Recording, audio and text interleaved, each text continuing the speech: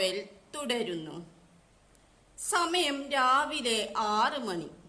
മഞ്ഞുതുള്ളികൾ പുൽത്തലപ്പുകളിൽ പുൽകിക്കിടന്നു. കുഞ്ഞു മുഹമ്മദിന്റെ അരികിൽ കിടന്ന മറിയ എഴുന്നേറ്റു. മുടി മാടിക്കെട്ടി.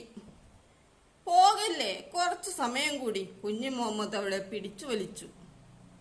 ഇപ്പോൾ ശൃംഗരിക്കാൻ നിക്കല്ലേ ഇക്ക, മക്കൾക്ക് സ്കൂളിൽ പോകാൻ ഫുഡ് റെഡിയാക്കണം.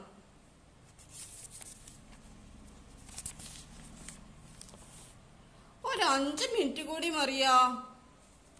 ഈ സ്നേഹമൊക്കെ ഈ കല്യാണക്കാരൻ കുഞ്ഞുമു അറിയുന്നത് വരെ അല്ലേ കുഞ്ഞു മുഹമ്മദ്ക്ക? അപ്പോൾ കുഞ്ഞു മുഹമ്മദിന്റെ ഫോൺ ശബ്ദിച്ചു. കുഞ്ഞിമ്മുവാണ്. മറിയയോട് ശബ്ദമുണ്ടാക്കല്ലേ എന്ന് ആംഗ്യം കാട്ടി കുഞ്ഞു മുഹമ്മദ് ഫോൺ എടുത്തു.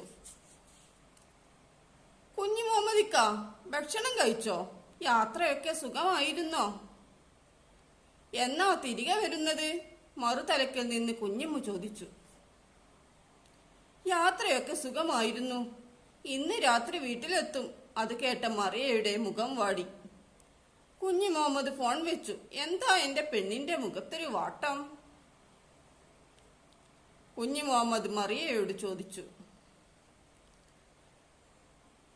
നിങ്ങൾ ഇന്ന് തന്നെ പോവാണോ?